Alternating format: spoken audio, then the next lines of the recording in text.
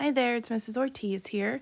We are covering Objective 6, which is about inverses for the linear unit in Algebra 2. And we're going to just go ahead and dive in. So the essential question is, how do you write the inverse of a function? So an inverse of a function, this is not the first time you've heard about an inverse. Like the inverse of addition is subtraction, and the inverse of multiplication is division. So the inverse of a function just reverses it or kind of undoes it. It's the opposite, okay? Now, when we think about a linear function or just any kind of function in general, an inverse is a relationship that reverses the function, like I just said. Okay, so the inverse of f of x is written in this function notation as f is the inverse of x, or the inverse function of x, okay? So how do we find an inverse? The inverse of a function is found by switching the input and the output, okay? So remember, the input is all of our x values and the output is all of our y values. And all we're going to do is reverse them. We're going to swap them.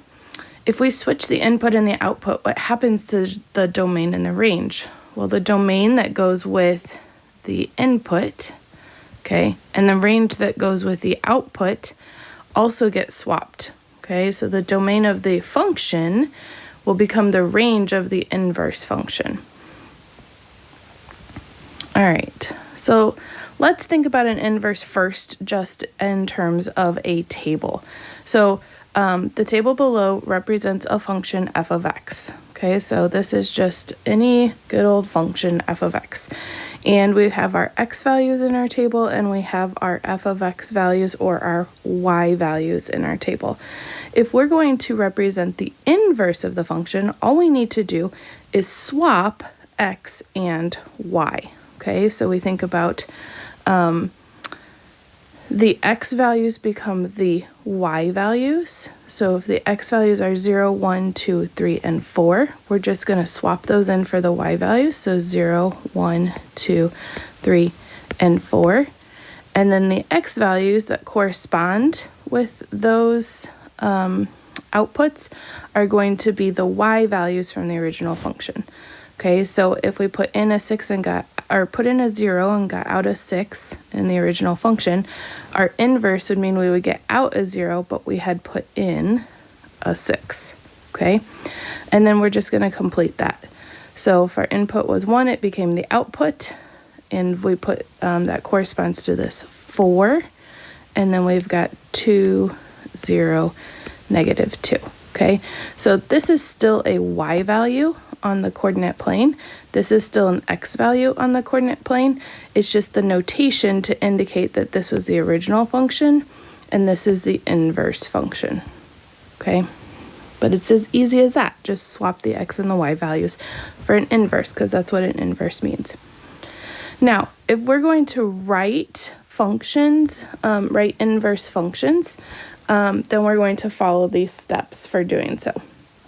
So the first step is to write f of x as y. So we're going to write f of x as y. Then we're going to switch x and y in the equation, okay? And then we're going to solve for y, and we're going to rewrite it with the proper notation for an inverse function, all right? All right. So let's take a look at this example number 1, and it says find the inverse of each function. So the first step, we're going to follow our steps up here. So the first step is to write f of x as y. So we're going to, our equation is going to become y equals 2x. That's step 1.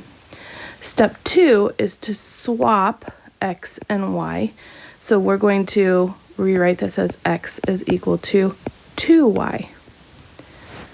Step 3 is to solve for y in our inverse. So if we need to isolate y and get y by itself, we need to undo that times 2. So we're going to divide both sides by 2. All right, so our new equation says x divided by 2 equals y. And then I want to go ahead and put the y first. So we're going to write this as y equals x divided by 2. And then our last step is to rewrite with the proper notation, which is using the inverse function notation. So y becomes f to the negative first. That's an indicator of inverse of x is equal to x over 2. And that's it. That is our inverse function for the original function, f of x equals 2x. The inverse function is x over 2. So I would like you to work through number 2 on your own. So you're going to do number 2, and we'll touch base with that one in class. I'm going to go ahead and do number 3 now. Okay, so we're going to write the inverse function. And first we're going to, the first step is to change f of x to y. So our function reads y equals x minus 2 over 3. And then we're going to reverse it by swapping x and y. So x is equal to y minus 2 divided by 3. And now we need to solve for y. So we've got y minus 2 divided by 3. To undo that divided by 3, we're going to multiply both sides by 3. So we've got 3x equals y minus 2. And then we want to solve for y. So we're going to add 2 to move that negative 2 over. And we have 3x plus 2 equals y. Let's go ahead and reorder this so that y is first. So y equals 3x plus 2. And we're going to change our notation from y to an inverse function notation. So f of the inverse of x is equal to 3x plus 2. And there's number 3. Okay, and keeping with the pattern, I'm going to have you try number 4. Remember, in number 4, you want to get rid of this 4 first.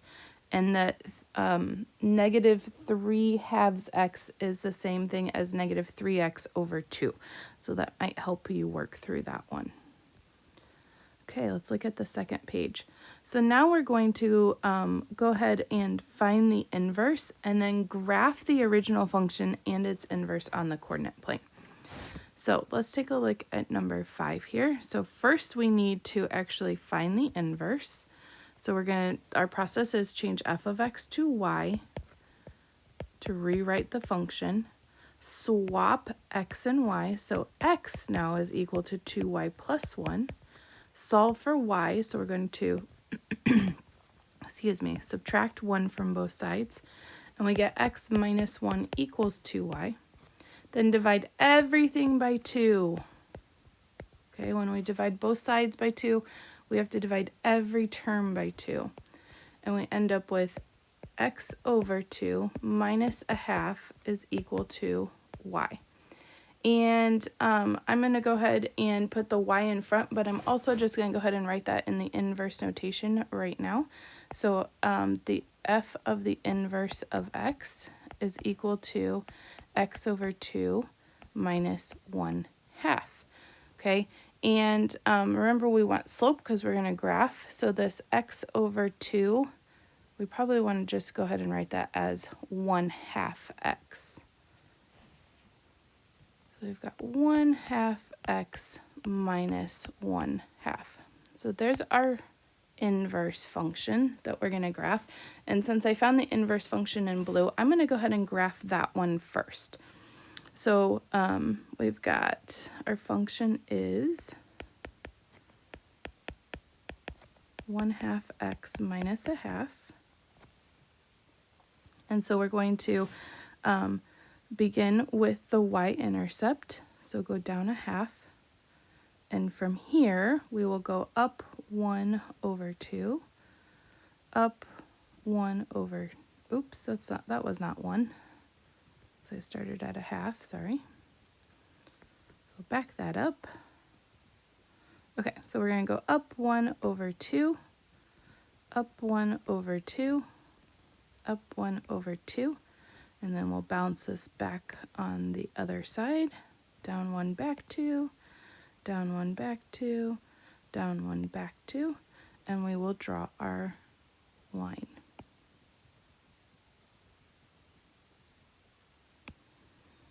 Okay. And then it also asks us in the instructions to graph the function and the inverse on the same coordinate plane. So we're going to go back to our original function. I will do that one in red.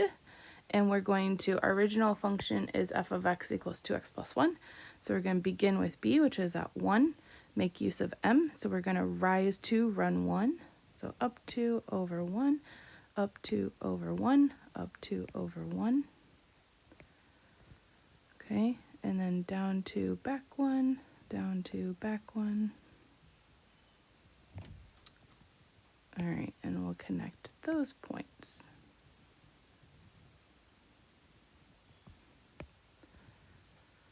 Okay, so there you have it. We found the inverse function here. We graphed it in blue and we graphed the original function in red. Okay, so what you're going to do is, as you can probably predict, you're going to try number 6. Okay, so try number 6. And then let's take a look at this next question. It says, what do you notice? Graph the parent function in each of the planes above. What do you notice? Well, first of all, you have to remember what the parent function is. So the parent function is the most basic function where there is no y-intercept and the slope is equal to 1. So the parent function is, oops, I don't want a highlighter, I want a pen. So the parent function is f of x equals x, or y is equal to x. So remember again, so if we go up to our graph here and graph that, our y-intercept is 0 and our slope is 1.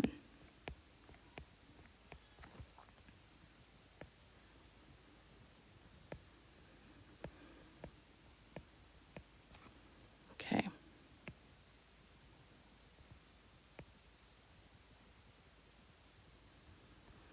And what you should see is that each of these points is the same distance from the blue line to the green line and the red line to the green line, meaning that the green line, the parent function, is the line of reflection for a function and its inverse function. Okay, so that's what it says right here. The graph of an inverse is the reflection of the graph over the original function. Okay, so a reflection means that we take our line and we flip it over a line. Okay, and then it says the line of reflection is, well, it's just the parent function. So either y equals x or f of x equals x. All right, so the line of reflection is f of x equals x. And remember, that's the same as y is equal to x. All right, now it's a little bit funky to think about flipping over a diagonal line, but if we cut this out and folded our paper along the green line, the red line should line up on top of the blue line and vice versa. All right, so now it is, we are at the essential question. So how do you write the inverse of a function? So to write the inverse of a function, reverse, well, first we changed f of x to y, right? So let's start there. So step 1, change f of x to y. Step 2 was to reverse x and y, or swap them. And then we solve for y. And then we changed y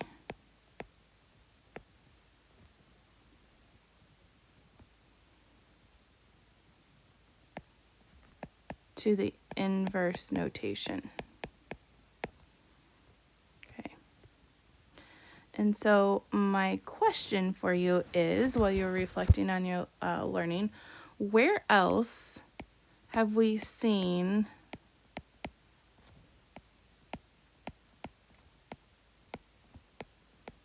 inverses in math?